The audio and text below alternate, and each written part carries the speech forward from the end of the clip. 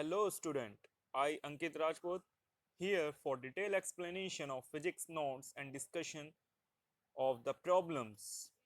Study from my channel will make you topper in the upcoming examination. That's the motto of my channel and also the name of my channel, Toppers Room. Please come and subscribe my channel for getting my videos as soon as possible and also press the bell icon. And if you like my lessons, please subscribe and share with your friends so that they can also get benefit. Thank you. Today we will start the force on a moving charge particle chapter. Let's start. There are also some videos I uploaded before. You can check and watch them. चलो शुरू करते हैं. So पहला topic है motion of charge particle in a uniform magnetic field. Okay, let's we have a particle. हमारे पास एक particle है जो v वेलोसिटी से मूव कर रहा है. अब जो मैग्नेटिक फील्ड हमने अप्लाई किया है वो अप्लाई किया है कौन सी एक्सिस में? एक्स एक्सिस में. Which axis? एक्स एक्सिस में. ठीक है. और जो वेलोसिटी है वो एक पर्टिकुलर डायरेक्शन में है. अब उसके दो कंपोनेंट होंगे, एक एक्स एक्सिस में जिसे बोला हमने वी एक्स कॉम्पोनेंट, एक होगा V Y component. V X component क्या होगा? V cos theta. और वी वाई क्या होगा? We sine theta. ओके, चलो. अब मैग्नेटिक फील्ड किस डायरेक्शन में है? ओनली एक्स एक्सिस में लाई कर रहा है. अब इसमें दो कंपोनेंट होंगे. एक कंपोनेंट की वजह से क्या जनरेट होगा? मैग्नेटिक फोर्स जनरेट होगा. कैसे होगा वो हमको चेक करना है. हमने भी प्रीवियस चैप्टर में फोर्स का फॉर्मूला पढ़ा है, Q V B sine theta. अगर आपकी वेलोसिटी और मैग्नेटिक फील्ड सेम डायरेक्शन में है तो थीटा कितना होगा? जीरो. तो फोर्स कितना हो जाएगा? जीरो. दैट मींस जो ये वी कॉस थीटा कंपोनेंट है इस पर की वजह से कोई फोर्स या मैग्नेटिक फोर्स जनरेट नहीं होगा. ठीक है. इसीलिए कौन से कंपोनेंट को फोर्स जनरेट करेगा? Only V sine theta. क्योंकि वी साइन थीटा के केस में थीटा कितना है? 90 डिग्री. थीटा कितना है? 90 डिग्री. तो फोर्स कितना हो जाएगा? Q V B sine 91. तो ये इस केस में क्या होगा? मैक्सिमम फोर्स जनरेट होगा. तो हमेशा ध्यान रखना है केवल वही velocity charge particle magnetic field में फोर्स जनरेट करता है जो बी की डायरेक्शन में या मैग्नेटिक फील्ड की डायरेक्शन में ना हो. और हम कह सकते हैं मैक्सिमम कब जनरेट करता है? जब मैग्नेटिक फील्ड की डायरेक्शन के परपेंडिकुलर हो. ठीक है. तो मैक्सिमम फोर्स कब होगा? जब motion of the charge particle and magnetic field दोनों परपेंडिकुलर हो. और जीरो कब होगा? जब दोनों सेम डायरेक्शन में हो. तो इस समय पता चलता है कि जो v cos थीटा है उसकी वजह से कोई मैग्नेटिक फोर्स जनरेट नहीं होगा और जो v sin थीटा है वो मैक्सिमम फोर्स जनरेट करेगा. क्लियर इतना? सेकंड कंडीशन आपको याद रखनी है कि जो कोई चार्ज अगर मूव कर रहा है तो उस पर जो वर्क करेगा that will B magnetic force. Okay. अगर कोई चार्ज पार्टिकल मूव कर रहा है किसी मैग्नेटिक फील्ड में तो उस पर फोर्स जो लाई करेगा that will B magnetic force. अगर कोई चार्ज पार्टिकल स्टेशनरी या इलेक्ट्रिक फील्ड में तो जो उस पर फोर्स लाइक करेगा that will be the electric force. तो यहाँ पे देखते हैं जैसे कि हमने मैग्नेटिक फील्ड लिया है क्रॉसवर्ड, मतलब इसका मतलब क्या होता है? डाउन द पेपर, मतलब डाउनवर्ड मैंने मैग्नेटिक फील्ड लिया है. अब जो पार्टिकल मूव कर रहा है वो देखो ये रही वेलोसिटी.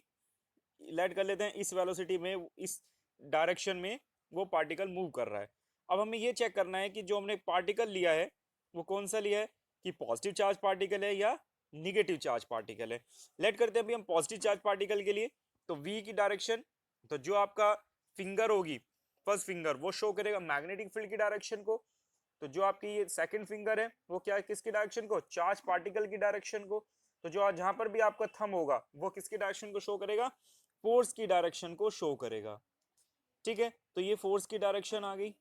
अब एक फोर्स इस डायरेक्शन, पहले जो वेलोसिटी थी वो इस डायरेक्शन में थी. अब फोर्स लगेगा तो एक पर्टिकुलर एक्सेलरेशन इस डायरेक्शन में जनरेट हो जाएगा. तो इनका रिजल्टेंट क्या होगा? ये इनका रिजल्टेंट हो जाएगा. तो आपका पार्टिकल किस मोशन में आ जाएगा?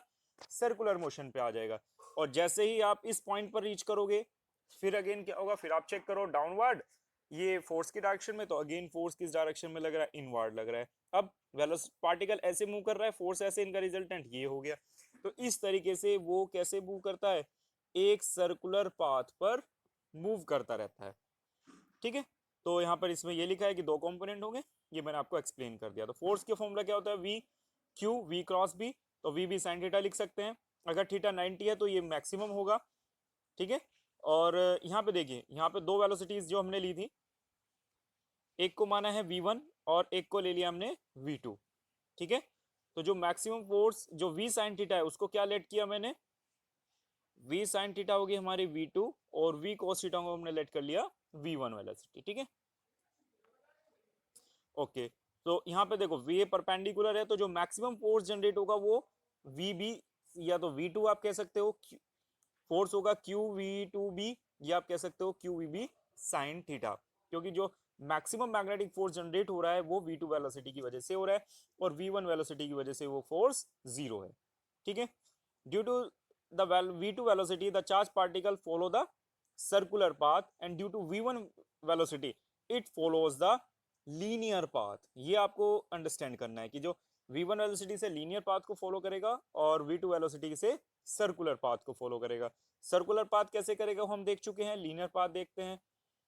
अब देखिए, इस वाली वेलोसिटी से v1 से क्या होगा, वो यहीं पे रोटेट करता रहेगा, और जो v cos थीटा उसे आगे लेके जाती रहेगी। तो इससे क्या होगा, ये ऐसे रोटेट होगा, इस तरीके से आपका कैसा पाथ बन जाएगा, हेलिकल पाथ बन जाएगा। तो जब कभी भी कोई चार्ज पार्टिकल किसी मैग्नेटिक फील्ड में एंटर करता है किसी एंगल पर, तो जो उसका पाथ होता है वो कौन सा पाथ होता है, हेलिकल पाथ होता है। ठीक है, अगर परपेंडिकुलर एंटर कर रहा है तो सर्कुलर पाथ होता है, अगर लीनियरली एंटर कर रहा है तो वो विदाउट डिफ्लेक्शन स्ट्रेट लाइन में ही मैग्नेटिक फील्ड से आउट हो जाएगा। अब हमने v1 की वजह से देख लिया, v2 की वजह से जो फोर्स होगा वो किसके इक्वल होगा, सेंट्रीपिटल फोर्स की इक्वल, क्योंकि कौन सा मोशन कर रहा है वो मैग्नेटिक फील्ड में, सर्कुलर मोशन। जहां भी सर्कुलर मोशन होगा वहां पे कौन सा फोर्स जनरेट होगा, सेंट्रीपिटल फोर्स। ठीक है, तो mv2r डिवाइडेड बाय qv2b, तो आप इसको इक्वेट कर दो, v2 की वैल्यू कितनी हो जाएगी, qbr डिवाइडेड बाय m, और v2 को आप देख सकते हो v sin theta is equal to qbr by m। ठीक है, और एंगुलर वेलोसिटी कितना होता है, angular velocity omega is equal to v divided by r, तो v2 डिवाइड बाय r, तो v sin theta divide by r, तो omega की वैल्यू कितनी हो जाएगी, डिवाइड बाय r कर देंगे तो qb डिवाइडेड बाय m, तो ये होगी आपकी एंगुलर वेलोसिटी। अब हमें क्या चाहिए, फ्रीक्वेंसी चाहिए। फ्रीक्वेंसी क्या होती है, omega divided by 2 pi, frequency is equal to omega divided by 2 pi. Formula आपने पुट किया तो Q B divided by 2 pi M आ गया, और अगर टाइम पीरियड निकालना है तो 1 बाई एफ की इक्वल होता है, तो 2 pi M divided by Q B. तो आपको ये सारे फॉर्मुलेस लर्न करने, इस पर न्यूमेरिकल आ जाते हैं पेपर में। अब हमने V2 को स्टडी कर लिया, उससे सर्कुलर पाथ बन रहा था, सर्कुलर पाथ से हमने फ्रीक्वेंसी फाइंड आउट कर ली, एंगुलर वेलोसिटी फाइंड आउट कर लिए। ठीक है, अब हमें क्या है कि जो V1 वेलोसिटी थी हमारी वो क्या कर रही है, लीनियर पाथ, और लीनियर पाथ का क्या होता है, distance travelled is equal to velocity into time period. Time period हमने निकाला है कि एक सर्कुलर का टाइम पीरियड कितना है, 2 pi M divided by Q B, और वेलोसिटी v1 कितना है, v cos थीटा, पे v cos theta 2 pi M divided by, तो ये d जो है इसे कहते हैं हमको किसको, पिच ऑफ द हेलिक्स। ठीक है, तो जो ये डिस्टेंस ट्रेवल करता है पाथ एक स्ट्रेट लाइन में, जैसे ये ऐसे कर रहा है, तो ये जो डिस्टेंस इसने ट्रेवल की है that is the pitch of the helix. Case one लेते हैं, if the particle enter in magnetic field perpendicularly, अगर वो परपेंडिकुलर मूव करेगा या मैग्नेटिक फील्ड में परपेंडिकुलरली एंटर करेगा, तो v1 cos थीटा v1 कितना हो जाएगा, जीरो। v1 जीरो, तो वो कोई पिच ट्रेवल नहीं करेगा, पिच ट्रेवल नहीं करेगा तो वो अपने पाथ पे ही क्या होता रहेगा, रोटेट होगा। तो आप इस तरह का मोशन कौन सा होगा, सर्कुलर पाथ को फॉलो करेगा। अगर वो किस कैसे एंटर करता है, अगर एंटर करता है किसमें, in the same direction of the magnetic field, तो उस केस में एंगल थीटा कितना हो जाएगा, जीरो। तो cos थीटा जीरो 1 होता है, तो केवल v वेलोसिटी से वो मूव करेगा, वो सर्कुलर पाथ वेलोसिटी कितनी हो जाएगी, जीरो। तो उसका पाथ कैसे हो जाएगा, लीनियर पाथ को वो फॉलो करेगा। ठीक है, Lorentz force, the force experienced by a charged particle moving in space where both electric and magnetic field exist in is called the Lorentz force। तो Lorentz force क्या है, जब दोनों एक चार्ज पार्टिकल पे मैग्नेटिक फील्ड भी apply हो और इलेक्ट्रिक फील्ड भी अप्लाई हो, तो उस केस को बोलते हैं Lorentz force कंडीशन। ठीक है, तो हमने यहाँ पे लिया एक पार्टिकल है, चार्ज पार्टिकल, उस पर दोनों फोर्सेस एक साथ लगे हुए हैं, तो एफ ई कितना हो गया क्यू ई, एफ एम कितना हो जाएगा क्यू वी बी। तो ये वाला जो फोर्स है वो इलेक्ट्रिक फील्ड की वजह से और ये वाला फोर्स मैग्नेटिक फील्ड की वजह से लगा। तो टोटल फोर्स कितना होगा, टोटल फोर्स को हम क्या कहते हैं, लोरेंज फोर्स। तो F is equal to E vector plus V cross B. ठीक है, तो ये कौन सा फोर्स हुआ आपका, लोरेंज फोर्स। अब केसेस लेते हैं। पहला केसेस, अगर वी बी और ई आर कोलिनियर मतलब एक ही डायरेक्शन में है, तो v और b अगर एक डायरेक्शन में है तो थीटा कितना हो जाएगा, जीरो, साइन जीरो जीरो, तो फोर्स कितना हो जाएगा, जीरो। तो उस केस में कौन सा फोर्स वर्क लाई करेगा, only electric field, sorry electric force लाई करेगा। ठीक है, अब इस फोर्स की वजह से हम एक्सीलरेशन निकाल सकते हैं, तो Q E divided by M हो जाएगा। ठीक है, तो यहां से हमें क्या पता चला, अगर वी बी कोलिनियर है मतलब एक डायरेक्शन में, तो एक्सीलरेशन किसकी वजह से फ्लो होगा, ओनली इलेक्ट्रिक फील्ड की वजह से। अब लेते हैं second, if V E B are mutually perpendicular to each other, अगर ये तीनों आपस में परपेंडिकुलर है, ठीक है, तो उस केस में एक्सीलरेशन कितना हो जाएगा, एफ डिवाइडेड बाई एम। ठीक है, दैट विल बी जीरो। तो particle will travel through the field with constant velocity. इसका मतलब क्या है कि हमने ऐसा ले लिया, V B are mutually perpendicular and such that F is equal to zero, और ये कंडीशन ले ली एफ जीरो है। एफ जीरो कब हो सकता है कि इलेक्ट्रिक फील्ड और जो इलेक्ट्रिक फोर्स और जो मैग्नेटिक फोर्स है वो इक्वल हो जाए, तभी फोर्स जीरो हो सकता है टोटल। तो वो कंडीशन ले ली कि वो परपेंडिकुलर है और दोनों का फोर्स जीरो है। ठीक है, तो दोनों इक्वल में आ गए, इक्वल हो गया तो एफ ई कितना हो जाएगा, Q E equal to F M कितना होगा, Q E B sine 90। Sine 90 क्यों, क्योंकि वी एंड बी कैसे हैं, परपेंडिकुलर डायरेक्शन में। तो ई कितना हो जाएगा, वी बी, यहाँ से आपका क्यू से क्यू कट जाएगा, साइन 90 1 हो जाएगा। तो electric field is equal to velocity into magnetic field density. तो v कितना हो गया, e divided by v, e divided by b। ये इंपॉर्टेंट वो है, अगर आपको किसी पार्टिकल की वेलोसिटी को फाइंड आउट करना है तो वो किसके इक्वल हो जाएगा, e बाई बी के। कब, अगर वो पार्टिकल विदाउट डिफ्लेक्शन निकल जाए, मतलब कि उस पर जो लोरेंज फोर्स है वो क्या हो जाए, जीरो हो जाए।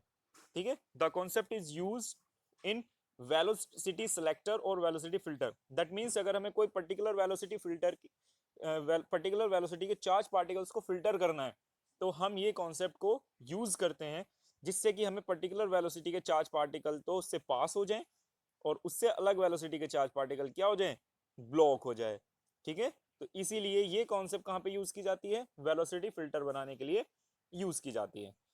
For example, electron of mass this under the action of magnetic moves in a circle of radius 2 centimeter at a speed of this. If a proton of mass this were to move in a circle of same radius in the same magnetic field, find its speed.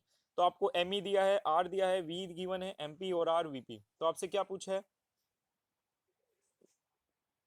Same magnet, find it speed, हमें velocity निकालनी है। तो क्या होगा, दोनों क्या होंगे forces equal, तो Q V is equal to M V square divided by R. ठीक है, M V square by R क्यों है, क्योंकि मैग्नेटिक फील्ड में कैसा मोशन होता है उसका, सर्कुलर मोशन होता है। सर्कुलर मोशन में फोर्स क्यू वी बी, और वो किसके इक्वल होता है, सेंट्रीपिटल फोर्स के M V square divided by R के। तो Q V B is equal to M V square by R, V यहाँ से आप निकाल सकते हो, that will be Q B R divided by M, क्योंकि एक वी से वी कट जाएगा। ठीक है, तो यहाँ से आप इसको वैल्यूज को पुट कर सकते हैं, वीई वेलोसिटी फॉर इलेक्ट्रॉन और वीपी वेलोसिटी फॉर प्रोटॉन। अब हमें क्या करना है, दोनों को क्या निकालना, रेशो निकाल लेंगे। जो निकाल चार्ज होता है वो दोनों में इक्वल होता है। ठीक है, चार्ज इक्वल हो गया, जो यहाँ पे पुट कर देंगे, मैग्नेटिक फील्ड सेम लगा हुआ है तो बी भी कट जाएगा, रेडियस क्या है उसकी पाथ की सेम है। ठीक है, दोनों सेम रेडियस पाथ पर ट्रेवल कर रहे हैं, तो केवल क्या होगा, उनके चार्ज के जो रेशो होगा वही आपका आंसर हो जाएगा। किसका, चार्ज भी दोनों में सेम होता है, सॉरी मास का जो रेशो होगा वही आपका आंसर हो जाएगा। तो यहाँ से आप निकाल सकते हो, ये आपकी वैल्यू आ गई। अब हमें चाहिए वेलोसिटी ऑफ द प्रोटॉन, तो कितना होगा, VE divided by this value. ठीक है, इसको जब आप सोल्व करोगे तो आपका आंसर आ जाएगा 1.5 इंटू 10 की पावर 3 मीटर पर सेकेंड। तो हमने अभी पहले टॉपिक लॉरेंस फोर्स डिस्कस किया था कि वो किस लिए यूज की जाती है, वो कॉन्सेप्ट वेलोसिटी फिल्टर बनाने में। देखो ये आपका वेलोसिटी फिल्टर, तो velocity filter is an arrangement of cross section electric and magnetic field in the region which helps us to select a beam of charge particle of given velocity with respect to their charge and mass. उनका mass कुछ भी हो, उनका charge कुछ भी हो, हमें क्या चाहिए, हमें तो सेम वेलोसिटी के पार्टिकल चाहिए, तो उसके लिए हम वेलोसिटी फिल्टर को यूज करते हैं। इसमें कंडीशन क्या क्या है, पहले की जो ई बी और जो वी है वो तीनों क्या होने चाहिए, परपेंडिकुलर होने चाहिए।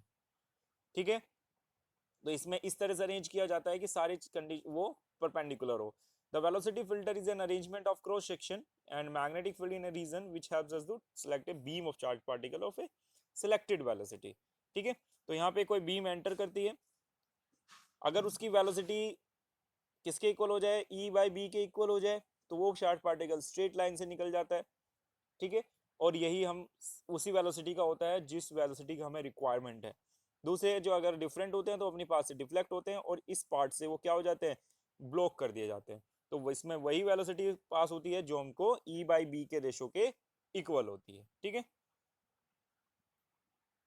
ये इसकी थ्योरी है, पढ़ लेना। The force on A current carrying conductor placed in a magnetic field.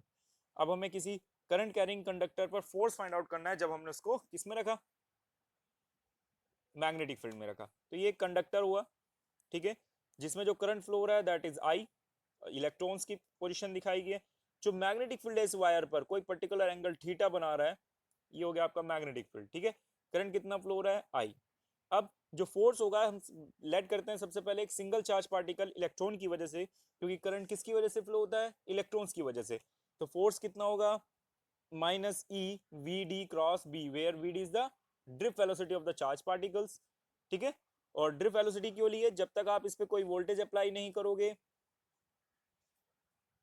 तब तक क्या होगा, करंट फ्लो नहीं होगा। जब वोल्टेज लगाने के बाद क्या जनरेट होता है, इलेक्ट्रिक फील्ड। इलेक्ट्रिक फील्ड की प्रेजेंस में चार्ज पार्टिकल एक पर्टिकुलर डायरेक्शन में एक एवरेज वेलोसिटी से मूव करते हैं, जिस वेलोसिटी को हम कहते हैं ड्रिफ्ट वेलोसिटी। ठीक है, तो F कितना हो जाएगा, charge particle of the electron minus E V D cross B.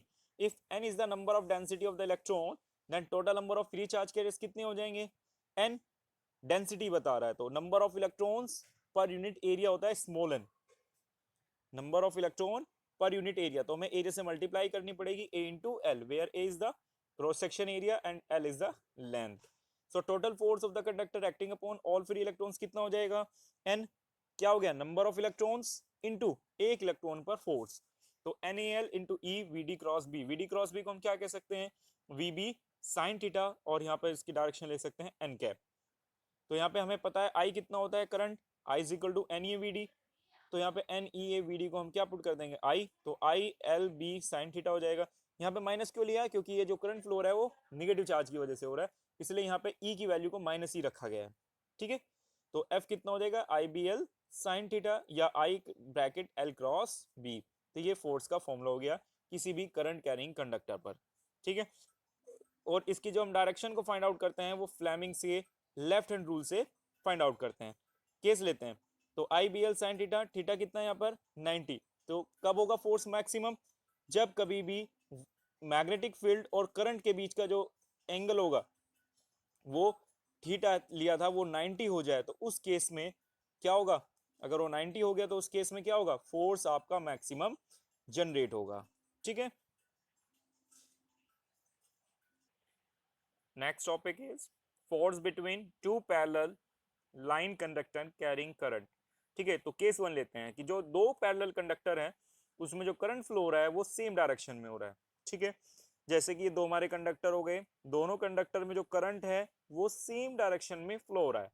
अब हमें देखना है कि इनके जो बीच फोर्स होगा वो किस तरीके से होगा। तो सबसे पहले हम एक वायर की वजह से मैग्नेटिक फील्ड निकालेंगे दूसरे वायर में, क्योंकि हमें पता है कि जब किसी कंडक्टर में करंट फ्लो होता है तो उससे एक मैग्नेटिक फील्ड जनरेट होता है। अगर आपका कंडक्टर स्ट्रेट है तो मैग्नेटिक फील्ड रोटेटिंग जनरेट होगा। ठीक है, तो यहाँ पे देखते हैं हम, ये वायर है, ये आपका करंट हो गया। अब जो आपके thumb right hand thumb rule था उसमें थंब को किस डायरेक्शन में करोगे, करंट की डायरेक्शन में रखो, तो मैग्नेटिक फील्ड कैसे होगा, इधर से तो आउटवर्ड होगा और इधर क्या होगा, इनवर्ड। क्लियर इतना, ठीक है। तो अब इस पे देखते हैं इस वायर पे कौन सा रूल लगाओगे आप, लेफ्ट हैंड रूल, जो हमने लेफ्ट हैंड रूल पढ़ा था ना, फ्लेमिंग्स लेफ्ट हैंड रूल। तो उसमें मैग्नेटिक फील्ड कैसे है, डाउनवर्ड, करंट कैसे है, ठीक है, इस डायरेक्शन में, और फोर्स किस डायरेक्शन में होगा, तो आप यहाँ पे इस फोर्स की डायरेक्शन निकाल सकते हो, that will be in this direction. Clear इतना, किसी को डाउट, ठीक है। तो आप यहाँ पे फ्लेमिंग्स लेफ्ट हैंड रूल लगाओगे। अब देखो आई किस डायरेक्शन में होगा, आई होगा पॉजिटिव चार्ज की वेलोसिटी की डायरेक्शन में। कौन से चार्ज की? पॉजिटिव चार्ज की वेलोसिटी की जो डायरेक्शन होगी, जो आपने फ्लेमिंग्स लेफ्ट हैंड रूल पढ़ा है वो सिंगल पार्टिकल के लिए पढ़ा है। तो करंट पे किस तरह अप्लाई करेंगे? तो जो पॉजिटिव चार्ज पार्टिकल की डायरेक्शन है वही आपको करंट की डायरेक्शन लेनी है। ठीक है। सिमिलरली अगर आपको यहां से पता चल गया कि फोर्स इस डायरेक्शन में होगा, सेकंड केस लेते हैं, ये वायर, इसमें करंट अपवर्ड है, फ्लेमिंग्स रूल लगाओगे तो इस पे कैसे होगा? अपवर्ड, और इधर कैसे होगा? डाउनवर्ड। अब यहाँ पे फ्लेमिंग्स लेफ्ट हैंड रूल आप अप्लाई करो तो आप देखोगे कि ये मैग्नेटिक फील्ड अपवर्ड हो गया, करंट इस डायरेक्शन में, तो फोर्स कैसे हुआ? इधर हो गया। तो यहाँ से पता चल रहा है कि दोनों फोर्सेस क्या कर रहे हैं? क्या कर रहे हैं? एक दूसरे की तरफ आ रहे हैं। तो हम कहेंगे कि अगर दो पैरेलल वायर में सेम डायरेक्शन में करंट फ्लो हो रहा है तो दोनों वायर एक दूसरे को अट्रैक्ट करेंगे। ठीक है। अब लेते हैं सेकंड केस। अगर आपका जो करंट फ्लो हो रहा है वो डिफरेंट डायरेक्शन में फ्लो हो रहा है, ठीक है, एक में करंट अपवर्ड डायरेक्शन में फ्लो हो रहा है और दूसरे में डाउनवर्ड डायरेक्शन में करंट फ्लो हो रहा है, तो इसके लिए कैसे लेंगे? देखो यहाँ पर ये अपवर्ड डायरेक्शन में करंट फ्लो हो रहा है। ओके, आप यहाँ पर राइट हैंड थंब रूल लगाओगे तो मैग्नेटिक फील्ड कैसे होगा? इधर से अप वो, और इधर कैसे हो जाएगा इस वायर पे? डाउनवर्ड। क्लियर इतना? अब देखो इसमें फोर्स था डाउनवर्ड, इस वायर पे आप कौन सा रूल लगाओगे? Fleming's left hand rule. तो आप देखोगे जब मैग्नेटिक करंट कैसे है आपका? डाउनवर्ड, मैग्नेट सॉरी नीचे की तरफ, और जो मैग्नेटिक फील्ड है पेपर के डाउनवर्ड है, तो फोर्स किस डायरेक्शन में होगा? तो ये आपका फोर्स की डायरेक्शन हो गई। ठीक है। सिमिलरली अब आप दोबारा से यहाँ पे पहले इस पे थंब रूल लगाओगे, इस वाले वायर पे, ठीक है, थंब रूल लगाओगे तो कैसे होगा? यहाँ पे तो वो डाउनवर्ड होगा और इधर होगा अपवर्ड। फिर आप इस वाले वायर पे फ्लेमिंग्स लेफ्ट हैंड रूल लगाओगे तो फोर्स मिलेगा इस डायरेक्शन में। तो यहाँ से पता चला कि दोनों फोर्स अपोजिट डायरेक्शन में है और आउटवर्ड है, तो यहाँ से पता चलेगा कि ये कैसे होगा? रिपल्सिव होगा। कैसे? रिपल्सिव होगा। ठीक है। तो यहां से पता चलता है अगर करंट सेम डायरेक्शन में है तो अट्रैक्टिव फोर्स होता है, करंट डिफरेंट डायरेक्शन में फ्लो हो रहा है तो रिपल्सिव फोर्स होता है। ठीक है। ओके, ये हमने इसके ड्रॉ भी किए हुए, आप इसको देख भी सकते हो। तो यहाँ से पता चल रहा है कि ये कौन से उसके लिए है? जब सेम डायरेक्शन में तो दोनों क्या कर रहे हैं? अट्रैक्ट कर रहे हैं, क्योंकि एक कॉम्बिनेशन बन गया। अगर आप इससे ऊपर वाला ड्रॉ करोगे तो वो इस तरीके से बन जाएगा। ठीक है। सेकंड देखो ये क्या कर रहे हैं? रिपेल कर रहे हैं, क्योंकि यहाँ पे बीच में एक ऐसा पॉइंट आएगा जहाँ पे जो फोर्स होगा वो कितना हो जाएगा? जीरो हो जाएगा, क्योंकि दोनों मैग्नेटिक फील्ड एक दूसरे को कैंसिल आउट कर देंगे। ठीक है। तो यहाँ पे जो ये वाली विड्थ होती है ये लेसर होती है एज कंपेयर टू दिस। ठीक है ना? तो जो मैग्नेटिक फील्ड होता है वो इस तरीके से इनके ऊपर रोटेटर होता है, यहाँ पे इस तरीके से, फिर यहाँ पे लेंथ कम, यहाँ पे ज्यादा, इस तरीके से ये मैग्नेटिक फील्ड ड्रॉ होगा। ठीक है। तो ये होगा रिपल्सिव और ये होगा अट्रैक्टिव, ये वाला अट्रैक्टिव, ये रिपल्सिव। ठीक है।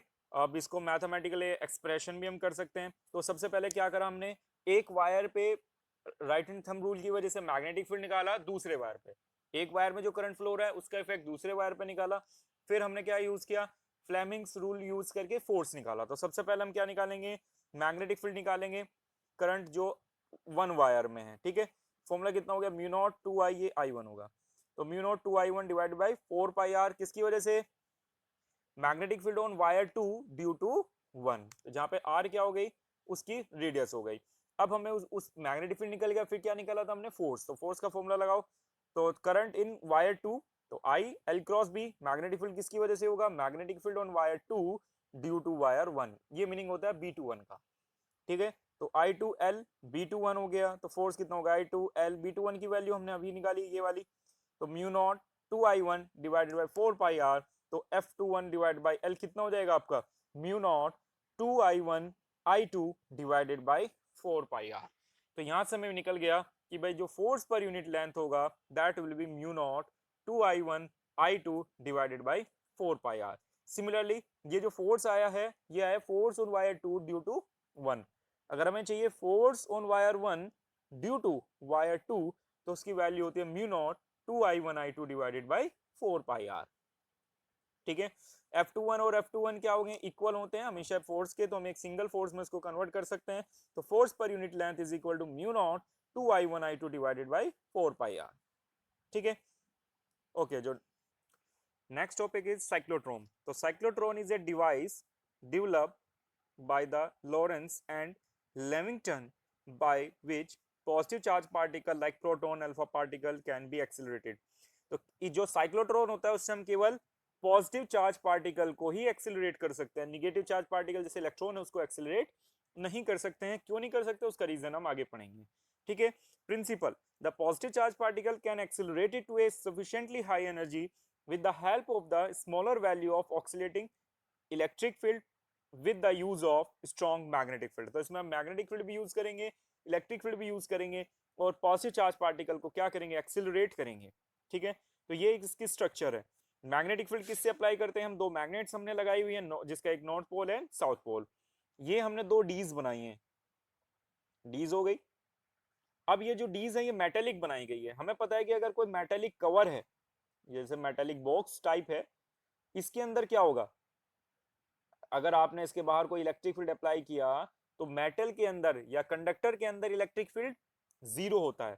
तो ये जो डी बनाई है वो इस तरह से बनाई गई है कि जब कभी भी कोई चार्ज पार्टिकल इन डी के अंदर हो, क्योंकि ये मेटेलिक है, तो इलेक्ट्रिक फील्ड क्या होगा, जीरो हो जाएगा। तो यहाँ पे हम देख सकते हैं कि जो मैग्नेटिक फील्ड का इफेक्ट है, मैग्नेटिक फील्ड का इफेक्ट तो उसके थ्रू आउट द सर्कुलर होगा, बट इलेक्ट्रिक फील्ड का इफेक्ट कब पड़ेगा, इलेक्ट्रिक फील्ड का इफेक्ट पड़ेगा जब वो इस डी से बाहर होंगे। जो ये पर्टिकुलर विड्थ है, इसी विड्थ पर ही इलेक्ट्रिक फील्ड का इफेक्ट होगा।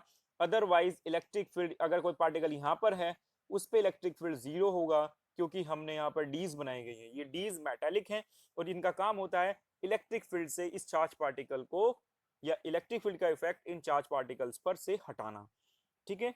चलो, तो इन डीज को हम, इस इफेक्ट को भी कहते हैं इलेक्ट्रिक शील्डिंग। शील्डिंग मीन्स किसी भी पर्टिकुलर चार्ज पार्टिकल को इलेक्ट्रिक फील्ड से सेव करने की जो प्रोसेस होती है उसे शील्डिंग बोलते हैं। ठीक है। और यहाँ पर हमने एक टारगेट रखा हुआ है, जब ये particular sufficiently high velocity gain कर लेगा तो यहाँ पे क्या रखा हुआ है, एक टारगेट रखा है जिस पे ये स्ट्राइक कर जाएगा। तो जो इस टाइम ये स्ट्राइक करेगा तो उसकी जो वेलोसिटी होगी बहुत ज्यादा हाई होगी या एक्सीलरेटेड चार्ज पार्टिकल होगा। ठीक है। यही काम होता है साइक्लोट्रॉन का। अब देखते हैं इसकी प्रोसेस। सबसे पहले क्या होता है कि जो आपका चार्ज पार्टिकल है उसे हम पी पॉइंट पर रखते हैं। पी पॉइंट क्या होता है, ये एक सोर्स है जो कि कोई चार्ज पार्टिकल को जनरेट कर रहा है।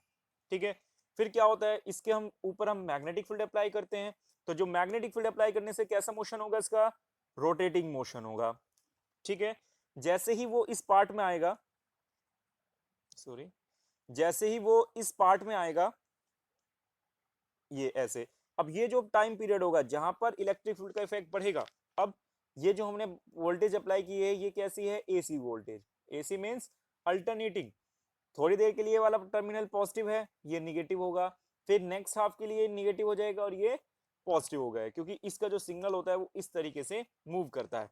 अभी कौन सा चार्ज पार्टिकल है, ये पॉजिटिव चार्ज पार्टिकल है, तो उस टाइम पे इस वाले पार्ट डी का पोटेंशियल क्या होगा, पॉजिटिव होगा, और नीचे वाले डी का पोटेंशियल निगेटिव होगा। तो जो पॉजिटिव चार्ज पार्टिकल उधर अट्रैक्ट होगा, अट्रैक्ट होने इस पे जो फोर्स लाई करेगा that will be Q into E. इस फोर्स से क्या होगा, एक एक्सिलरेशन जनरेट होगा that is will be F by M, और इस एक्सिलरेशन से इसकी वेलोसिटी इंक्रीज हो जाएगी। और जब कभी भी वेलोसिटी इंक्रीज हो जाएगी तो हमने भी पढ़ा है कि जो सर्कुलर पाथ की जो रेडियस होती है, कब, मैग्नेटिक फील्ड की प्रेजेंस में, वो डायरेक्टली प्रोपोर्शनल होती है किसके, वेलोसिटी के। तो जैसे जैसे आपकी इलेक्ट्रिक फोर्स की वजह से इसकी वेलोसिटी इंप्रूव होगी और उसकी हेल्प से जो हमारी ऑर्बिट की जो रेडियस है जिसमें आपका चार्ज पार्टिकल मूव कर रहा है वो ऑर्बिट भी इंक्रीज हो जाएगी। दैट मींस अब आपका चार्ज पार्टिकल लोअर ऑर्बिट से हायर ऑर्बिट में ट्रेवल कर जाएगा। ठीक है। फिर मैग्नेटिक फील्ड की इफेक्ट में उसका मोशन कैसे होगा, सर्कुलर मोशन होगा। अब यहाँ पर आएगा, इस केस में क्या होगा, यहाँ निगेटिव हो जाएगा और इधर कैसा हो जाएगा, पॉजिटिव। फिर ये एक्सेलरेट हो जाएगा और हायर ऑर्बिट में मूव कर जाएगा, और इस तरीके से वो अपनी ऑर्बिट को क्या करता रहता है, इंक्रीज करता रहता है, जब तक कि वो टारगेट पर स्ट्राइक ना करता चला जाए। हमें पता है कि जो ऑर्बिट की जो रेडियस होती है वो डायरेक्टली प्रोपोर्शनल टू वेलोसिटी होती है। तो वो पार्टिकल जितनी हायर वेलोसिटी में, हायर वेलोसिटी से मूव करेगा, इसके रेस्पेक्ट में उसकी रेडियस इंक्रीज होती रहेगी। तो हम आउटर रेडियस के आउटर पार्ट पर टारगेट को प्लेस कर देते हैं कि जो पार्टिकल आके इससे स्ट्राइक करे तो उस टाइम पर उसकी वेलोसिटी वेरी हाई होती है और हमारा पार्टिकल क्या हो जाता है, एक्सिलरेट हो जाता है। ठीक है। इसकी कंस्ट्रक्शन है, इसमें दो डी शेप के होलो इक्वेटेड वैक्यूम चैम्बर बनाए जाते हैं, इन्हें डीज बोलते हैं, ये D1 है, ये D2 है, ठीक है। और आप इसमें मैंने नोट्स इसके सब डिस्क्रिप्शन सेक्शन में दिया हुआ है, आप वहां से डाउनलोड करके इसकी वर्किंग और इसको वर्किंग को लिख सकते हैं, ठीक है। और जो मैंने इसको प्रोसेस आपको बताई है वो आप समझ सकते हैं। वीडियो को रिवाइंड करके 2-3 बार आप देखिए, आपको ये बहुत इजीली अंडरस्टैंड हो जाएगा और ये टॉपिक इंपॉर्टेंट भी है, ठीक है ना। अब यहाँ पे देखो, जो फोर्स होगा मैग्नेटिक फील्ड की वजह से वो किसके इक्वल हो जाएगा, M V square divided by R के। तो वेलोसिटी कितनी हो जाएगी, Q B R divided by M, और रेडियस कितनी हो जाएगी, R M V divided by Q B. तो यहाँ से पता चल रहा है कि जो वेलोसिटी रेडियस है वो वेलोसिटी के डायरेक्टली प्रोपोर्शनल है, ठीक है। उससे हम क्या निकाल सकते हैं, टाइम पीरियड निकाल सकते हैं। अब एक डी में वो कितने टाइम पीरियड के लिए रहेगा, केवल हाफ टाइम पीरियड के लिए रहेगा। और हम कह सकते हैं कि जो इसकी सरकमफ्रेंस, जो डिस्टेंस ट्रेवल करेगा, टोटल सरकमफ्रेंस 2 पाई आर होती है, बट वो हाफ में ट्रेवल करेगा तो वो कितनी होगी, पाई आर। तो यहाँ पे pi R divided by V आ गया, और ये हो गया आपका pi M divided by Q B. यहाँ से क्या पता चला कि अगर आपका पार्टिकल किसी पर्टिकुलर ऑर्बिट में मूव कर रहा है तो हाफ डिस्टेंस ट्रेवल करने में जो टाइम लगेगा वो ऑलवेज कांस्टेंट रहेगा, ठीक है। दैट मींस अगर पार्टिकल आपकी लोअर ऑर्बिट में है तो भी टाइम इतना ही लगेगा, हायर ऑर्बिट में है तो भी टाइम इतना ही लगेगा। इससे क्या पता चलता है, यहाँ पे डिस्टेंस कम ट्रेवल करनी है, ठीक है, तो यहाँ पे वेलोसिटी लेस है। अब यहाँ पे उसे उतनी ही टाइम में ज्यादा डिस्टेंस ट्रेवल करनी है तो यहाँ पे वेलोसिटी हाई होगी या इंक्रीज हो जाएगी, ठीक है। तो पार्टिकल जैसे जैसे हायर ऑर्बिट में मूव करता रहेगा उसकी वेलोसिटी इंक्रीज होती रहेगी और वो पार्टिकल एक्सिलरेट होता रहेगा, ठीक है। ये सारी थ्योरी लिखी हुई है, आप इसको एक बार स्टडी कर सकते हैं। अगर हमें उसकी निकालनी है काइनेटिक एनर्जी, तो काइनेटिक एनर्जी का फॉर्मूला क्या होता है, हाफ एम वी स्क्वायर। तो हाफ एम वी की वैल्यू हम पहले ही निकाल चुके हैं, तो कितनी हो जाएगी, Q B R naught divided by M. यहाँ से देख सकते हो आप, Q B equal to M V square divided by R naught, ठीक है। ये जो नॉट शो कर रहा है that is showing the maximum velocity and maximum radius, 0 point, ये मैक्सिमम को शो कर रहा है। तो यहाँ से हम ये Q B R naught divide by M V naught की वैल्यू पुट कर देंगे, तो ये आपकी क्या आ जाएगी, काइनेटिक एनर्जी का फॉर्मूला क्या होता है, Q square B square R not का whole square divided by 2m। अब साइक्लोट्रॉन का टाइम पीरियड कितना होगा, 2t।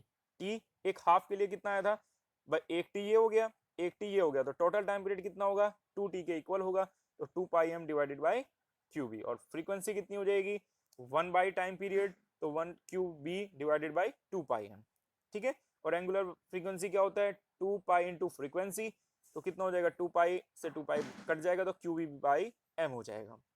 अब इसकी जो लिमिटेशंस है, if positive ion speed becomes comparable to the speed of light, अगर वो स्पीड ऑफ लाइट के इक्वल हो गया तो आप यहाँ पे v की जगह प्लेस पे क्या पुट कर सकते हो, c पुट कर सकते हो। ये जो मास होता है, ये मास शो चेंज होता है with respect to velocity. Reality में जब ये वेलोसिटी वेरी वेरी हाई हो जाए और हम कहें कि ये वेलोसिटी कंपैरेबल हो जाए किसके, स्पीड ऑफ लाइट के, वेलोसिटी आपकी कंपैरेबल हो जाए किसके, वेलोसिटी ऑफ या स्पीड ऑफ लाइट के, तो उस केस में जो मास का फॉर्मूला होता है वो कांस्टेंट नहीं रहता, वो ये हो जाता है m is equal to M not divided by under root 1 minus V square divided by C square, ठीक है। तो t कितना होगा, pi M divided by Q B. तो m की वैल्यू हम यहाँ से पुट कर सकते हैं। अगर वो बिकम्स कंपैरेबल टू c, अगर v is equal to c हो जाए तो क्या होगा, पुट करो, ये v अगर c हो जाए तो 1 माइनस 1 ये कितना हो जाएगा, 0, टाइम पीरियड कितना हो जाएगा, इंफिनिटी हो जाएगा, ठीक है। तो कोई भी charge particle ion can not move with A speed beyond the certain limit in A cyclotron, क्योंकि टाइम पीरियड इंफिनिटी नहीं होगा। अगर ऐसा नहीं होगा तो क्या होगा कि कोई भी चार्ज पार्टिकल कभी भी स्पीड ऑफ लाइट से ज्यादा वेलोसिटी से मूव नहीं कर सकता, किसमें, साइक्लोट्रॉन में, ठीक है। तो यहां से हमने एक लाइन बोली है, ion can not move with A speed beyond certain limit in A cyclotron. मतलब हम मैक्सिमम जो एक्सेलरेट कर सकते हैं वो एक लिमिट तक ही एक्सेलरेट कर सकते हैं साइक्लोट्रॉन से, यही इसकी लिमिटेशन है, ठीक है। Number 2, cyclotron is suitable for accelerating heavy particle like proton, alpha particle etcetera. Electrons can not be accelerated by the cyclotron, क्यों, क्योंकि जो इनका मास होता है वो बहुत ज्यादा लेस होता है, किसका, इलेक्ट्रॉन का मास, ठीक है। मास लेस होने की वजह से हम इसको अच्छे से एक्सेलरेट नहीं कर पाते हैं, इसीलिए जो ये होता है ये हैवी चार्ज पार्टिकल को ही यूज कर को एक्सेलरेट करने के लिए यूज किया जाता है। अनचार्ज पार्टिकल हम इससे कभी भी एक्सेलरेट नहीं कर सकते, क्योंकि अनचार्ज पार्टिकल पे ना तो मैग्नेटिक फील्ड लाई करेगा, वर्क करेगा, ना ही इलेक्ट्रिक फील्ड वर्क करेगा, तो हम इसको एक्सेलरेट नहीं कर सकते। तो इसकी हेल्प से हम मोस्टली हैवी मास पार्टिकल्स या आयंस को ही एक्सेलरेट कर सकते हैं। ठीक है, torque on A current carrying conductor in a magnetic field. तो हमने कोई मैग्नेटिक फील्ड अप्लाई किया हुआ है, ठीक है, मैग्नेटिक फील्ड में एक हमने कॉइल रखी हुई है जिस पर हमें फाइंड आउट करना है कि कितना टॉर्क जनरेट होगा। टॉर्क हमेशा कभी जनरेट होगा जब उस पर दो forces, couple force opposite direction में लाई करेंगे, इक्वल एंड अपोजिट डायरेक्शन में लाई करेंगे, तभी कपल फोर्स जनरेट होगा। और कपल फोर्स ही क्या जनरेट करता है, टॉर्क जनरेट करता है। ये हम पहले चैप्टर में पढ़ चुके हैं। ठीक है, तो let we have a coil, इसमें एक कॉइल है जिसका हमने क्या ले लिया, जो लेंथ है वो कितनी ले ली है, एल ले ली है, और मैग्नेटिक फील्ड वो बी में रखा गया है। ठीक है, तो जो कॉइल है हमारी वो स्क्वायर फॉर्म में है और सारे पार्ट्स की जो लेंथ है वो एल हो गई है। तो हमें क्या निकालना है, कपल फोर्स निकालना है। कपल फोर्स कितना होगा, F is equal to I B L sine theta. Theta कितना होगा यहाँ पर, 90 होगा। कैसे देखना है, तो किस किस के बीच में होता है, करंट के बीच में और मैग्नेटिक फील्ड। मैग्नेटिक फील्ड हमने ऐसे अप्लाई किया, जब एक मैग्नेट यहाँ पे रखेंगे नॉर्थ पोल, एक यहाँ पे रखेंगे साउथ पोल, इस वायर पे जो करंट होगा वो कैसे हमने लिया है, क्लॉकवाइज ले सकते हो या एंटी क्लॉकवाइज, कैसे भी लो, तो हमेशा ये एंगल कितना होगा, 90 डिग्री होगा। ठीक है, तो अब इस पे देखते हैं, चलो ये कपल फोर्स कैसे जनरेट होगा। लेट करते हैं करंट आपका इस तरीके से फ्लो हो रहा है, ठीक है, आई, ये हो गया आई, सॉरी, ये डाउनवर्ड करंट, ये इस तरह से करंट आपका रोटेट हो रहा है। अब यहाँ पे देखो, आप इस पॉइंट पे फोर्स लगा के देखते हैं। भाई मैग्नेटिक फील्ड तो इस डायरेक्शन में है, left hand Fleming's rule use करेंगे। ये मैग्नेटिक फील्ड की डायरेक्शन, ये करंट की डायरेक्शन, तो फोर्स इस वायर पे नीचे की तरफ लगेगा। इस वाले पे देखेंगे मैग्नेटिक फील्ड की डायरेक्शन, करंट ऊपर की तरफ, फोर्स कहाँ लगेगा, डाउनवर्ड, सॉरी अपवर्ड फोर्स लाई करेगा। तो क्या होगा, ये डाउनवर्ड लाई कर रहा है, ये अपवर्ड, तो क्या होगा, कपल फोर्स जनरेट हो जाएगा और ये रोटेट होना स्टार्ट हो जाएगा। क्लियर है इतना, ठीक है। तो यहाँ से आपका फोर्स निकल गया, वो कपल फोर्स था। आप फ्लेमिंग लेफ्ट हैंड रूल से इसकी डायरेक्शन को फाइंड आउट कर सकते हो। उसकी वैल्यू कितनी होगी, F is equal to I B L, angle 90 है तो आई बी एल आपका फॉर्मूला हो जाएगा।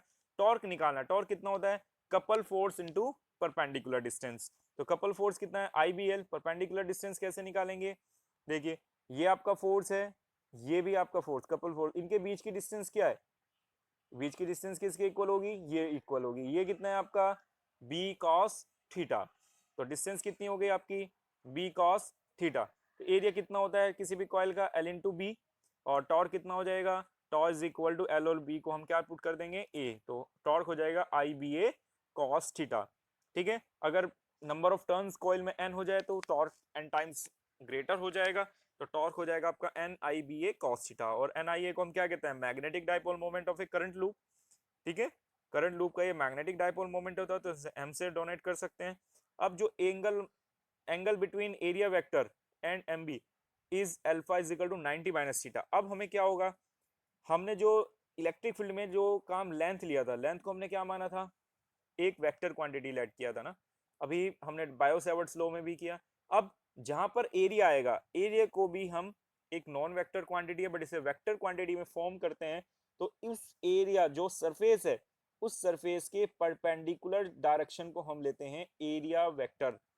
ठीक है, जो एरिया है उसकी वैल्यू और उसके परपेंडिकुलर डिस्टेंस, ये कंप्लीट फॉर्म हो जाएगा A N cap is equal to area vector. तो एरिया वेक्टर क्या होगा, सरफेस के एरिया मतलब उसका मैग्नीट्यूड और डायरेक्शन होगी सरफेस के परपेंडिकुलर। ठीक है, तो हमेशा परपेंडिकुलर है तो एंगल कितना हो जाएगा, 90 माइनस थीटा। यहाँ पे पुट कर देंगे, ये कितना हो जाएगा, M B sine alpha. Sine हटाने के लिए क्या करेंगे, क्रॉस प्रोडक्ट, तो टॉर्क हो जाता है एम क्रॉस बी, ये फॉर्मूला हो जाएगा इसका। ठीक है, अब यहाँ पे एक लॉन्ग स्टेट वायर लिया है A B, current carrying 4 ampere, a proton P travel in the second parallel to the wire 2 meter from it and direction opposite to the current. Calculate the force which magnetic field of current exert on the proton, also find its direction। हमें उसकी direction भी find out करनी है। ठीक है, तो यहाँ पे एक करंट कैरिंग कंडक्टर है, ये रहा, इसमें कितना एम्पियर करंट फ्लो हो रहा है, 4 एम्पियर। ठीक है, कोई पार्टिकल है, कौन सा, पॉजिटिव चार्ज पार्टिकल है, जो इससे कितनी डिस्टेंस पर है, 0.2 मीटर डिस्टेंस पर है। ठीक है, and direction opposite to the flow of current, जिस डायरेक्शन में करंट फ्लो अपवर्ड उसके अपोजिट डायरेक्शन में किस वेलोसिटी से मूव कर रहा है, 4 इंटू 10⁶। तो हमें क्या निकालना है, कैलकुलेट द फोर्स हमें निकालना है। ठीक है, फोर्स निकालने के लिए क्या करना पड़ेगा, सबसे पहले हमें इस पे मैग्नेटिक फील्ड देखना होगा। तो इस करंट कैरिंग वायर की वजह से हम क्या निकालेंगे, मैग्नेटिक फील्ड निकालेंगे इस चार्ज पार्टिकल पर कितना होगा। तो हम यूज करेंगे राइट हैंड थंब रूल। तो यहाँ पे ये करंट की डायरेक्शन हो गई, तो मैग्नेटिक फील्ड इधर से आउट होगा और इधर क्रॉस होगा। तो यहाँ पर मैग्नेटिक फील्ड कैसे हो गया, पेपर के डाउनवर्ड। तो V हमें मिल गया 4 इंटू 10⁶। मैग्नेटिक फील्ड कैसे हुआ, डाउनवर्ड हो गया। और उसकी वैल्यू कितनी होती है स्ट्रेट वायर की वजह से, mu not I divided by 2πr। Value आपने पुट करके यहाँ से मैग्नेटिक फील्ड को फाइंड आउट कर लिया। फोर्स कितना होगा QEB साइन थीटा। एंगल देखना है कितना है, अब देखिए मैग्नेटिक फील्ड पेपर के डाउनवर्ड है और फोर्स वेलोसिटी आपका पार्टिकल इधर है, तो बीच में एंगल 90 डिग्री। ठीक है, तो यहाँ से आप निकाल सकते हो QVB साइन थीटा। फॉर्मूला आपको पता है, मैग्नेटिक फील्ड आपने किसकी वजह से निकाला, वायर की वजह से, और इसमें पुट कर दिया। और डायरेक्शन क्या होगी, plane to paper toward the right. ये होगी आपकी फोर्स की डायरेक्शन। दोबारा से देखते हैं, फोर्स की direction left hand rule, Fleming's लगाइए। ये डाउनवर्ड हो गया क्योंकि मूव किस डायरेक्शन में कर रहा है, मूव कर रहा है डाउनवर्ड। तो ये हो गया पॉजिटिव चार्ज, मैग्नेटिक फील्ड हुए, तो फोर्स कैसे हो जाएगा इस पे, आउटवर्ड। ये होगी फोर्स की डायरेक्शन। ठीक है, so next question, what is the direction magnitude net force acting on A loop. एक लूप पर मैग्नेटिक फोर्स की डायरेक्शन क्या होगी। अब ये क्वेश्चन है, ये जो लूप ड्रॉ किया गया है इस पर हमें फोर्स निकालना है कि वो किस डायरेक्शन में लाई करेगा। क्लियर इतना, इस पे निकालना है acting on the loop. Loop पे फोर्स किसकी वजह से लाई करेगा, इस वायर की वजह से, जो ये XY वायर है।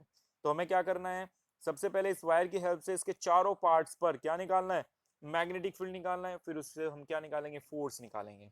ठीक है, अब हम देखते हैं कि दो वायर कैसे हैं, परपेंडिकुलर है।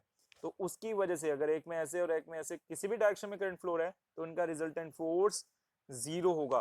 कब, अगर दो वायर परपेंडिकुलर है। ठीक है, अगर दो वायर आपके पैरेलल है तो उनके बीच में ही फोर्स लाई करेगा। ठीक है, अब देखिए यहाँ पे दो वायर हैं, अपोजिट डायरेक्शन में करंट फ्लो हो रहा है। दूसरा केस क्या बनेगा, एक ये वायर और एक ये वायर, इसमें करंट किस डायरेक्शन में है, सेम डायरेक्शन में फ्लो हो रहा है। ठीक है, तो दोनों केसेस यहाँ पर बन गए। तो आप बट जो ये दो वायर है परपेंडिकुलर डायरेक्शन में है, इनकी वजह से फोर्स आपका 0 होगा। तो आपको क्या करना है, इनकी वजह से निकालो पहले, फिर इन दोनों की वजह से निकालो। दोनों कैसे होंगे, एक वाला अट्रैक्टिव होगा, एक होगा रिपल्सिव। फिर दोनों को हम क्या कर देंगे, सब ट्रैक कर देंगे। ठीक है, तो यहाँ पे निकाला हमने पहले FD divided by AD is equal to mu naught 2I1I2 divide by R। Formula use किया, डिस्टेंस कितनी, AD डिस्टेंस उसने पहले ही गिवन है, कितनी है AD डिस्टेंस 25 सेंटीमीटर, तो उसकी वैल्यू रख दिए। और 2I1I2 सब गिवन है, R भी गिवन है। R कितना होगा देखिए, R होगा इस वायर से ये वाली डिस्टेंस। ठीक है, और L होगा आपका ये आपका L है, ये आपका R है। तो L कितना, ये गिवन है 25 सेंटीमीटर, L कितना 10, ये हो गया प्लस 2 कितना 12 सेंटीमीटर। तो वैल्यूज आपने पुट कर दी 10 और 12। ठीक है, I1I2 एक 15 एक 25, तो वैल्यू को सोल्व करके आप AD की वैल्यू निकाल सकते हो। ठीक है, कैसा होगा ये, क्योंकि दोनों में सेम डायरेक्शन में करंट फ्लो रहा है तो कैसा होगा, अट्रैक्टिव होगा। इसी तरह आप BC वायर की वजह से निकालोगे, ये वाला जो पोर्शन है BC। ठीक है, तो BC की वजह से कितना होगा, वही आपको फॉर्मूला अप्लाई करना है, mu not over 4 pi 2I1I2 divided by R into length BC। Length BC again 25 है। डिस्टेंस कितनी बचेगी ओनली दोनों वायर्स में, 2 सेंटीमीटर। तो 2 पुट कर दिया आपने, यहाँ पे R के प्लेस पे क्या पुट करेंगे, 2। ठीक है, लेंथ वही रहेगी 25, आपने निकाल लिया। अब दोनों के करंट के डायरेक्शंस क्या है, अपोजिट। एक डाउनवर्ड है एक अपवर्ड है, तो अपोजिट डायरेक्शन होगी तो कैसे करेंगे, वो रिपेल करेंगे। तो जो नेट फोर्स होगा, एक फोर्स से दूसरा फोर्स आपको माइनस कर देना है, मतलब ग्रेटर फोर्स से स्मॉलर फोर्स को माइनस कर देना है और लिख देना है कि जो डायरेक्शन किसकी लोगे, जो ग्रेटर वाला फोर्स है। अगर रिपल्सिव वाले की वैल्यू ज्यादा है तो रिपल्सिव वाला लोगे, अदरवाइज कौन सा लोगे, अट्रैक्टिव फोर्स लोगे। अब देखो यहाँ से हम डायरेक्टली भी देख सकते हैं कि कौन सा फोर्स ज्यादा होगा, क्योंकि जो फोर्स होता है वो इनवर्सली प्रोपोर्शनल होता है दोनों वायर्स के बीच की डिस्टेंस के। तो यहाँ से देखो, यहाँ पे डिस्टेंस 12 है, तो ये वाला जो फोर्स है किस पर, ये वाला अट्रैक्टिव फोर्स, वो क्या होगा, लेस होगा as compare to repulsive force. तो जो इन दोनों का नेट फोर्स निकलेगा वो कैसा होगा, रिपल्सिव होगा। ठीक है, तो नेक्स्ट क्वेश्चन देखते हैं। A long straight wire conductor PQ carry a current 60 ampere is fixed horizontally, another long conductor XY kept parallel to PQ at a distance of 4 millimeter in air. Calculate the magnitude of direction of the current for which magnitude repulsion just balance the weight of the conductor. आपको क्या करना है, parallel wires हैं दो, कैसा force होगा, repulsive, क्योंकि opposite direction में करंट फ्लो रहा है, तो उस फोर्स को आपको अपर वायर के मास के इक्वल रख देना, क्योंकि बैलेंसिंग कंडीशन में स्टॉप है वो अपनी पोजीशन पर। तो F is equal to M B put कर देना है और इसकी वैल्यू को फाइंड आउट कर लेना है, आपको आंसर आज मिल जाएगा। ठीक है, करंट की वैल्यू फाइंड आउट हो जाएगी। नेक्स्ट टॉपिक लेते हैं, मूविंग कॉइल गैल्वेनोमीटर। कौन सा? Moving coil.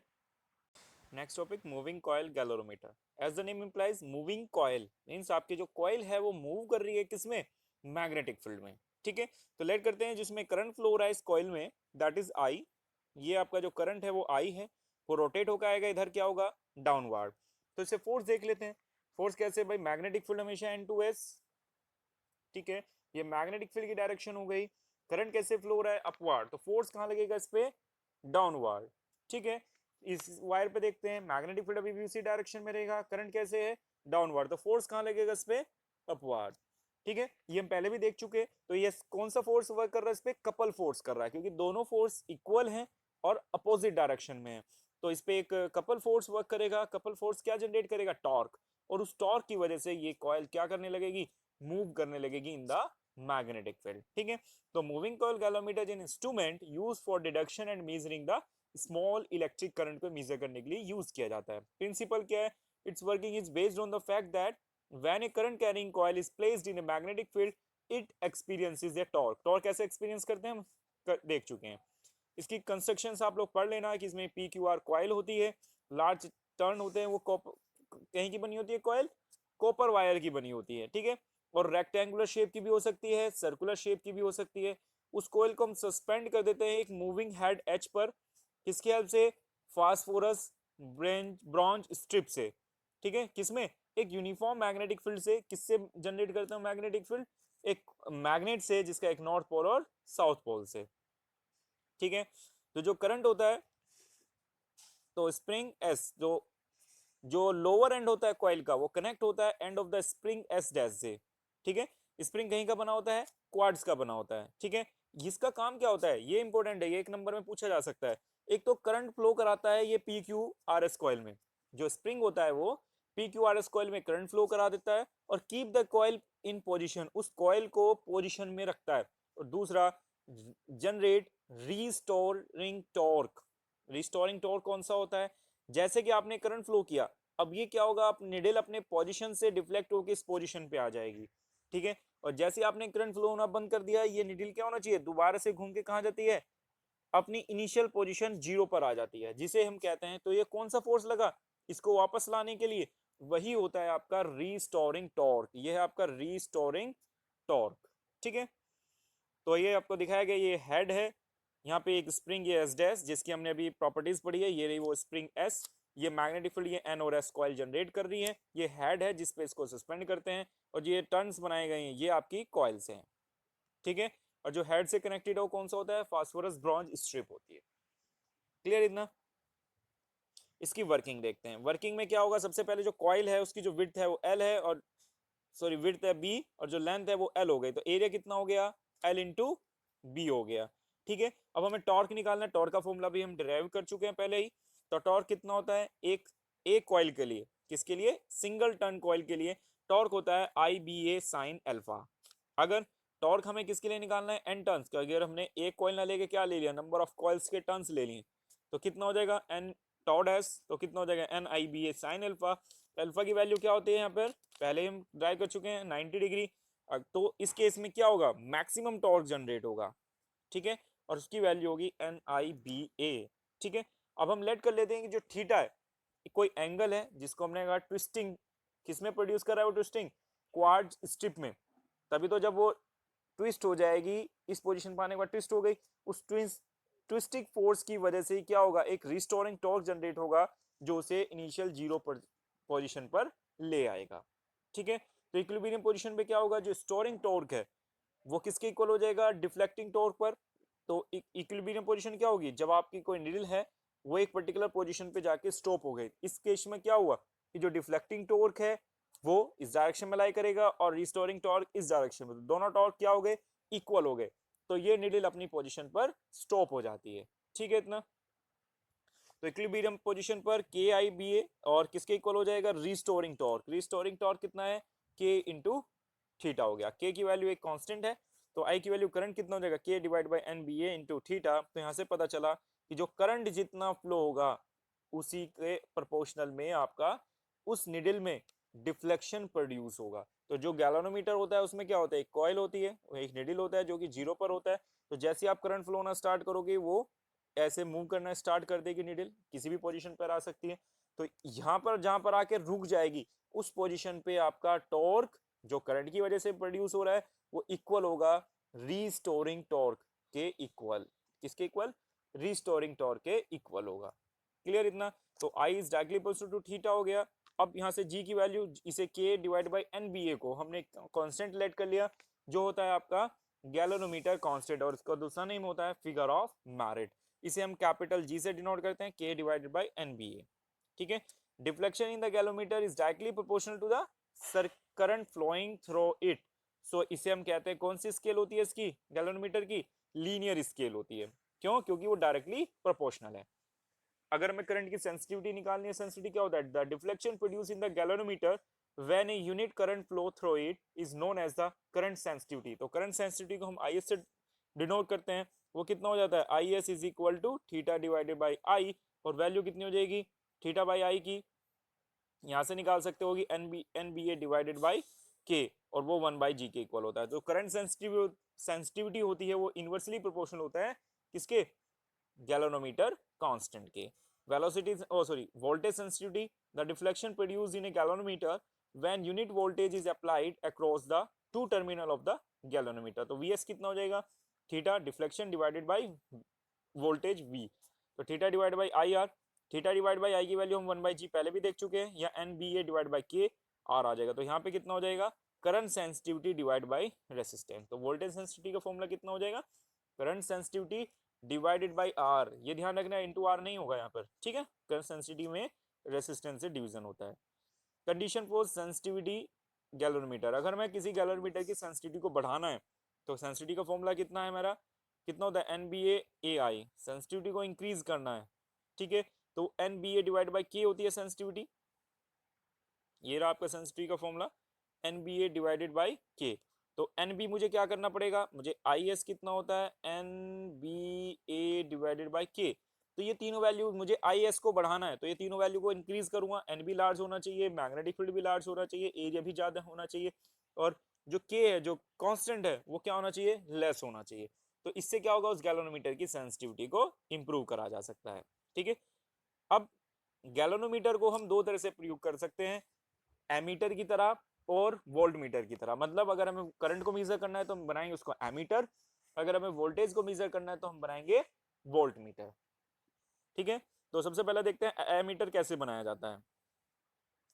तो it is used to measure the current in the circuit in ampere. To provide ammeter a low resistance is connected, क्या करते हैं, a low resistance is connected in shunt, और shunt क्या होता है, पैरेलल में, with the galvanometer which protect galvanometer from strong electric current. ठीक है, कैसे प्रोटेक्ट करते हो देखते हैं। तो ये आपको जो याद रखना है कि किसी को भी अगर एमीटर बनाना है तो गैल्वेनोमीटर के पैरेलल में हम एक वेरी लो रेसिस्टेंस को ऐड कर देते हैं। ठीक है, पैरेलल में। तो अब देखते हैं गैल्वेनोमीटर क्या होता है, ये जो करंट बियर कर सकता है वो है मिली एम्पियर रेंज का। अब हमारे सामने कंडीशन आ गई कि भाई हमें तो 1 एम्पियर करंट को मेजर करना है। अब क्या करना पड़ेगा, हमें हमें कोशिश करना है कि जो मैक्सिमम करंट फ्लो हो जाए वो गैल्वेनोमीटर से ना होके कहां चला जाए, इस शंट रेसिस्टेंस से चला जाए। ठीक है, तो इससे क्या होगा, हमारी जो डिवाइस है वो डैमेज नहीं होगी और हम इस 1 एम्पियर करंट को भी मेजर कर सकेंगे। अब देखते हैं हम कैसे करते हैं मेजर।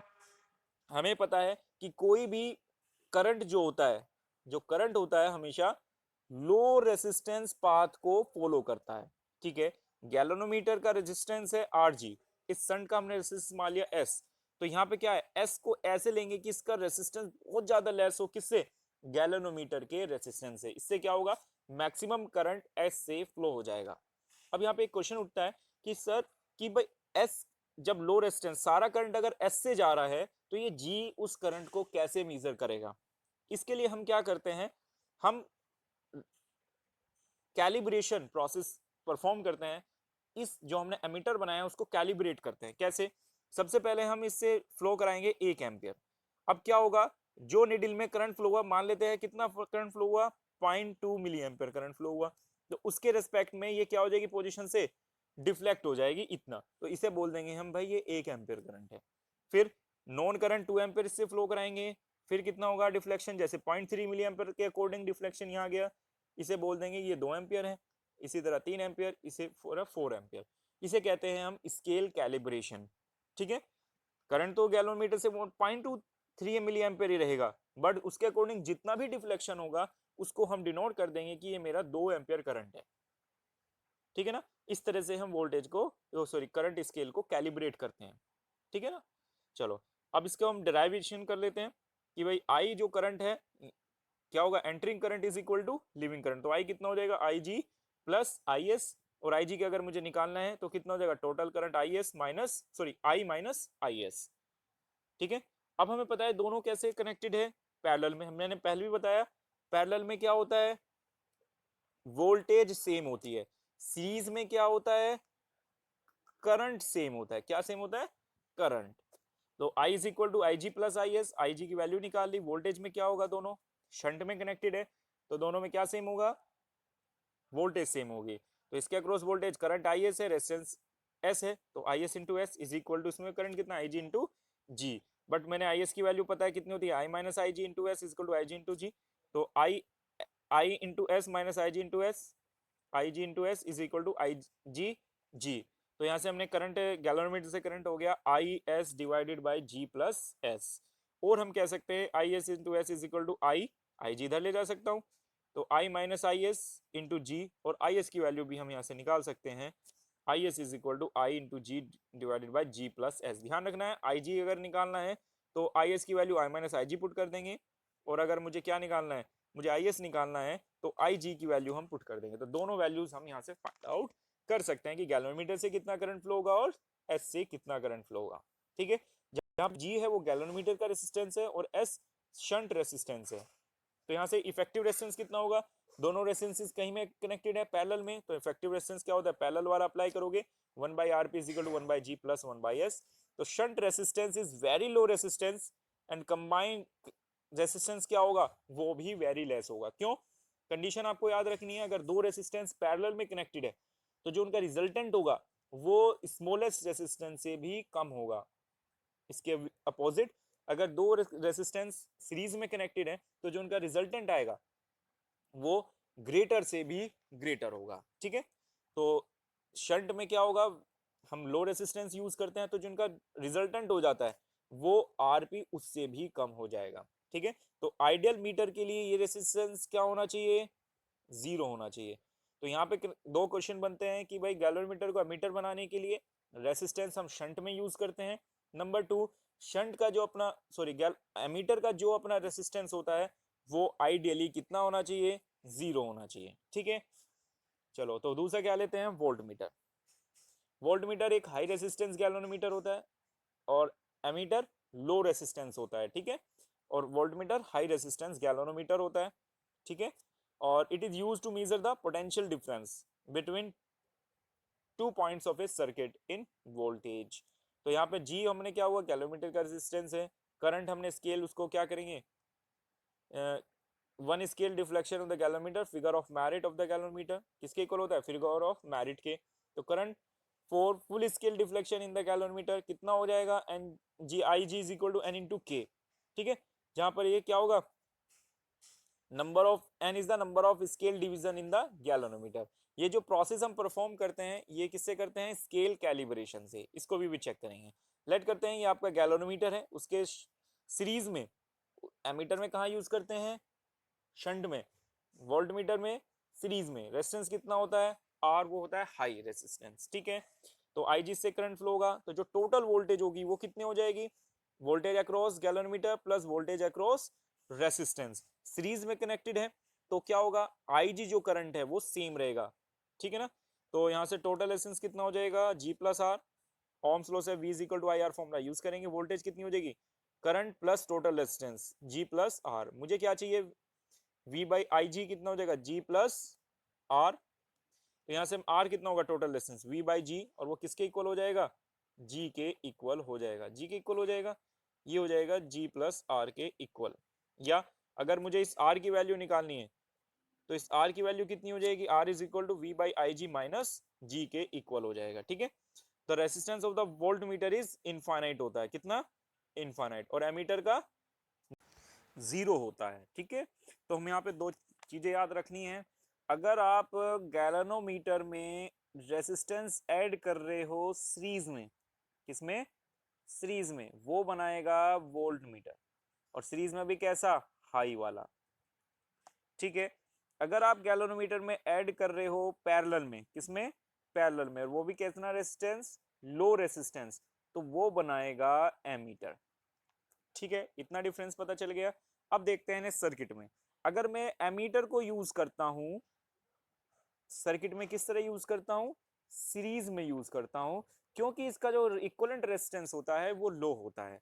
वोल्ट मीटर को मैं कहीं में यूज करता हूं, पैरेलल में यूज करता हूं, क्योंकि इसका जो रेजिस्टेंस होता है वो हाई होता है। ठीक है, चलो, तो यहाँ पे एक एग्जांपल लिया हुआ है, देखो एमीटर को मैंने कहीं में यूज किया है, सीरीज में, क्योंकि इसका रेजिस्टेंस 0 होता है आइडियली। वोल्टमीटर को मैंने कहाँ यूज किया, पैरेलल में, क्योंकि इसका रेजिस्टेंस बहुत ज्यादा हाई होता है या इनफाइनाइट होता है। ठीक है, चलो नेक्स्ट क्वेश्चन देखते हैं। A galvanometer with a coil of resistance 12 ohm show a fall screen deflection of 2.5 milliampere. How it can be converted into an ammeter of the range of 7.5 ampere? What would be the resistance of the ammeter from galvanometer is converted into after adding shunt resistance? तो मेरे पास galvanometer था, मुझे कहीं में बदलना है, ammeter में बदलना है, तो मैं क्या करूंगा भाई, मैं इस पैरेलल में एक शंट रेसिस्टेंस S लगा दूंगा। तो मुझे क्या करना है, उस शंट रेसिस्टेंस S की वैल्यू को निकालना है। ठीक है, इस गैल्वेनोमीटर में मैक्सिमम डिफ्लेक्शन कितना हो रहा है, कितना है, 2.5 मिली एम्पर, तो यही होगा किसका, गैल्वेनोमीटर का मैक्सिमम करंट IG। अब कितना मुझे मेजर करना है मैक्सिमम, वो होगा मेरा आई कितना गया है, 7.5 एम्पियर। ठीक है, गैल्वेनोमीटर का रेजिस्टेंस कितना दिया है आपको, जी भी दिया है 12 ओम। अब हमें क्या पता है, फॉर्मूला याद रखने की जरूरत नहीं है, पैरेलल में क्या होता है, वोल्टेज सेम होती है, तो I G into G is equal to total current कितना होगा भाई, यहाँ से आई करंट जा रहा है, इसमें आई, तो यहाँ पे कितना होगा, आई माइनस आई जी, कितना, ये जी होगा। ठीक है, I minus I G, okay, तो I G into G is equal to I minus I G into S. ठीक है, तो एस की वैल्यू कितनी हो जाएगी, I G into G divide by I minus I G, तो आई जी की वैल्यू कितनी है, 2.5 इंटू 10 की पावर माइनस 3, आई की वैल्यू 7.5 एम्पियर, और आई जी 2.5 मिली एम्पियर, तो इसे एम्पियर में कन्वर्ट करेंगे तो 10 की पावर माइनस 3 हो जाएगा, इंटू जी की वैल्यू कितनी है 12। इसको सोल्व कर लेंगे तो जो भी आपका आंसर आएगा वही क्या होगा, आई जी इंटू जी, तो वही कितना हो गया आपका, एस की वैल्यू आ गई, किसकी, एस, जो आपने शंट रेजिस्टेंस यूज करोगे उसकी वैल्यू आ जाएगी इतना मिली ओम, एम फॉर मिली ओम।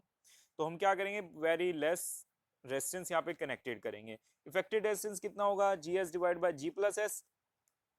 कैसे हुआ ये, कि भाई जो आर इफेक्टिव होगा वो कितना होगा, 1 by R effective is equal to 1 by R plus 1 by G, LCM लोगे आप, आर जी ये कितना हो जाएगा, आर प्लस जी, जब इसको आप 1 बाई इफेक्टिव को आर इफेक्टिव में कन्वर्ट करो कितना हो जाएगा, R G divided by R plus G. तो इस तरह से आप ये फॉर्मूला लगाई करके इस आर इफेक्टिव को भी फाइंड आउट कर सकते हो। ठीक है, second question, right the expression of Lorentz magnitude force on a particular on a particle of charge q moving with a velocity v in a direction of magnetic field b. Show that no work is done by the force of the charge particle.